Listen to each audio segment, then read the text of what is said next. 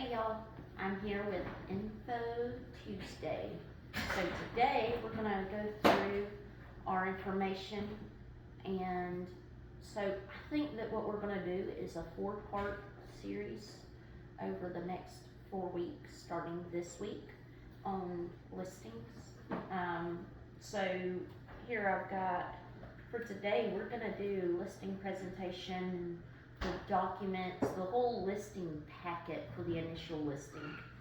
So on that, we'll jump right in to what's covered in a listing agreement, what a seller's property disclosure, why is it important, and the airport disclosure. There's also a few others, such as a condominium disclosure, homeowners association disclosure, and all of that. So we're going to go through these, and I'm going to give you some information on it for today. Now, next week, we're going to go through good seller practices and practices of the real estate agent and all of that. Once you enter into an active listing agreement with an agent, on the third week, we'll go through what happens after you start getting offers and you receive offers, and whether you're required to accept them or not, if it fits all of the terms laid out in your listing agreement. So stay tuned for week 3. It's going to have some great information as well. And then week 4 is going to be the contract to closing. So once you do decide to accept an offer, what's going to happen between that time frame from the day you accept it till the day you close and beyond. So as I said, today we're going to go through the listing presentation and those documents. We'll start with the listing presentation. So a lot of agents provide a listing presentation, giving you everything that they plan to do in a listing, starting from the time they meet you to throughout the whole process of buying and selling. And that's very important. You want to know what to expect from your agent, and you may want to ask questions such as, what can you expect? How are you going to advertise my home? And you want to go through and know that they've done their research on your home. You know, a lot of agents will pull the tax record and perform a preliminary comprehensive market analysis, also known as a CMA. While we pull that, that's not our final suggestion on list price or anything like that. We pull one to begin with, and then once we look at the house, we can really hone in our recommendations, because we will provide a value. It could be this in this condition to this in this condition. Once we look at your home and really understand the condition of the home, then we can say, I would say, because it's in this condition, I would recommend listing it between this value and this value. So that should all be covered in your listing presentation. Also, in your documents that you can expect, it can get a little overwhelming, because you see a listing presentation, you see everything that an agent says that they're going to do to list your home and to get your home sold for you. So then by the time you get through all of that and you're thinking, man, this sounds amazing, you're going to get down to the documents. You're going to get to your listing agreement, your seller's property disclosure, your airport disclosure, your condominium disclosure if you have a condo, and your homeowners association if you live in an HOA. So for those, the listing agreement goes through and it lists what you're wanting to list the home for, how long you're going to allow the agent to advertise your home. Typical for Faith and Hope Realty is 6 months. It's going to go through the commission, what the agent expects for you to pay them, and what you can expect to pay the agent for the advertising that they do. And then you're going to go through any additional terms that you may have for listing the home. Maybe you want to say that the old lawnmower that don't run goes with it, or maybe you're leaving some things in the home and you want that to go with it, you can put that in the listing agreement. It also covers, for example, if you have blinds, drapes, things like that in the home, it covers to say if it's going to go with it or not.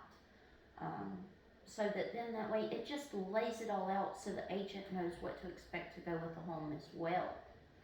That way there's no confusion whenever it comes to putting the property in the MLS or advertising on Zillow, Facebook, wherever it's going to be advertised at.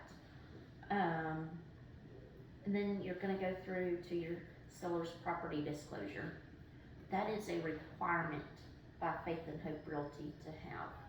I require that because it protects the buyers and the sellers. It also protects the agents. It goes through and tells every little thing about that house, like where's the septic located, when was the last time it's been pumped, what's the condition of it, the roof, how old is the roof, when has it been replaced, what's the condition of the roof. Those major components, the plumbing, has there ever been a leak in the home that you know of? You know, if there has been, it's always good to disclose because water intrusion can cause so much damage. And if you disclose that there's been a leak, but it's been repaired and everything associated that's been repaired, that protects you. Because if the buyers go and see a leak that you didn't know about, you know, if you didn't know about it, you didn't know about it, it protects you as well.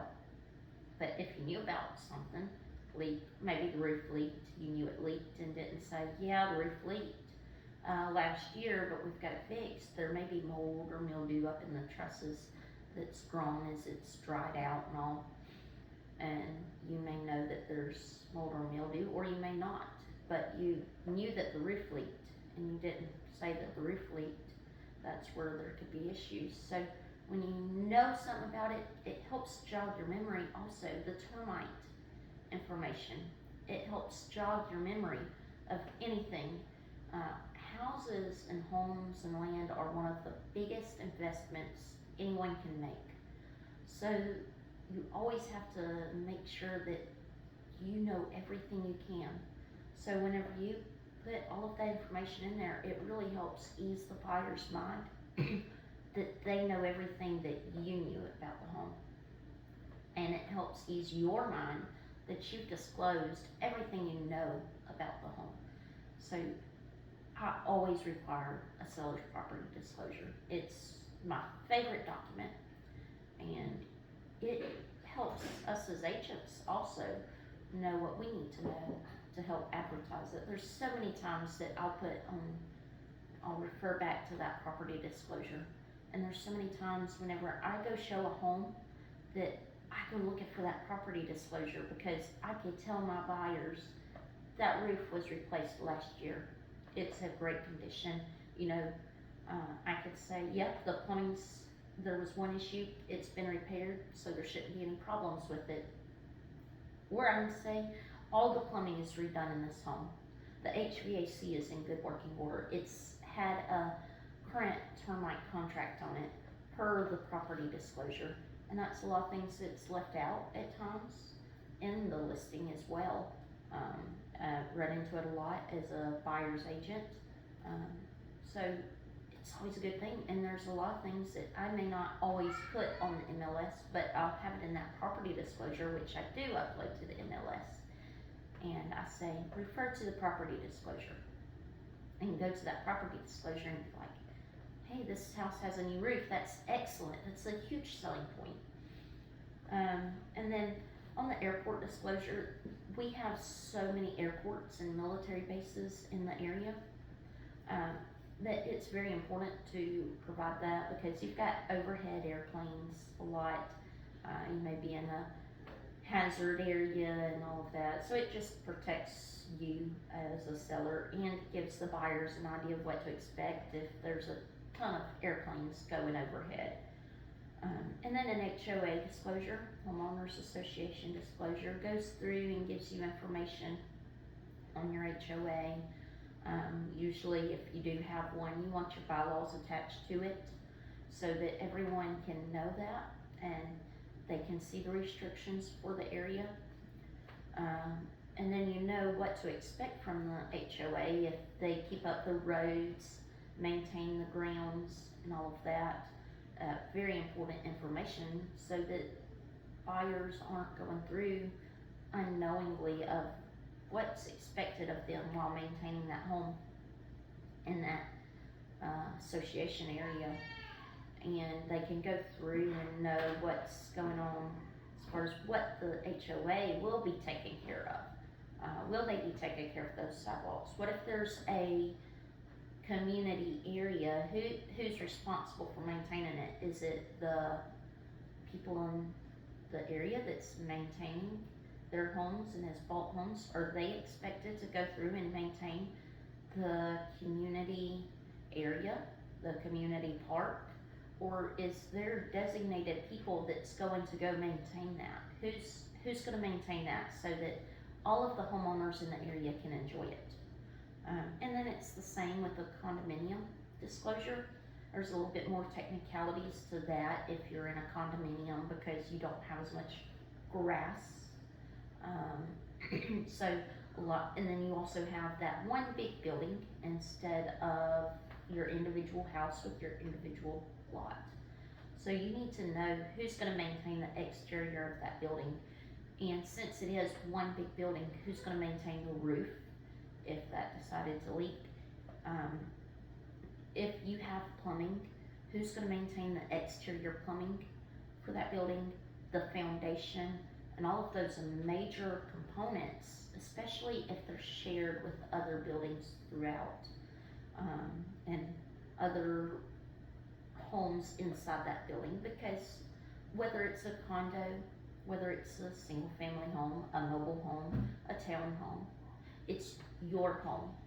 So that's why I love the word home. I don't like using the word house. Some, it's just a house. But when you move into it, you make it your home. So it provides that sense of ownership as your home and where your foundation is at the time. So that's the important of those documents. So always get that information and go through it. If you want to hire an attorney to read through those documents and make sure they're right, do it. Do not sit with questions. If you feel like you need to ask a second opinion, ask an attorney, do it. And I mean, you can shop around for real estate agents also. Go interview a couple. While I'm sitting here as a real estate agent, I'm going to ask you a billion questions about your home, but feel free to ask the agent questions about what they plan to do, how they plan to market your home. And most of the forms that we use are provided by the state of Florida, which has been written up by state of Florida real estate attorneys.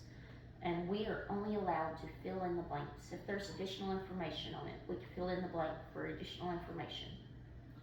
If we need to go through and make some changes, we cannot make official changes to an agreement. We cannot go through and write up our own. So if you have questions as to the fidelity of it, ask an attorney. Make sure it's all right if you have any questions. And then the only other thing I can say is disclose everything about the home, and you'll be good. Ask any agent about it, and they're always going to recommend a seller's property disclosure. Even if you don't know anything about it, you can go through and select, I don't know, I don't know, I don't know, I don't know. So that protects you as well, because you didn't know, and you put in writing that you did not know. So you truly did not know. We always try and go through and answer any questions. Make sure your agent's willing to answer any questions you may have. That's very important. We don't want to leave you with questions. And so ask them. If you got a question about anything at all on the listing presentation, the listing agreement, any of the documents, ask them, because it is our responsibility as agents to read through those documents and be able to answer your questions on them. There may be certain times where we say, you know, that's not something I can answer, you're gonna have to ask, an attorney. But, you know, we've got so many resources at our disposal to hopefully be able to answer all of your questions. And we may say, I don't know, but I'll get back to you. And that's our responsibility to find out for you if we don't know immediately. So y'all let us know if you do have any questions. And if you have any questions about what we've covered today on our first week of the seller's information, ask in the comments, and I'll try and cover it whenever we get started next week for our number 2, which will be on practices. We're going to go through practices on what's the best for selling your home and what we can do to better help you sell it and what to expect, more on advertising and all of that.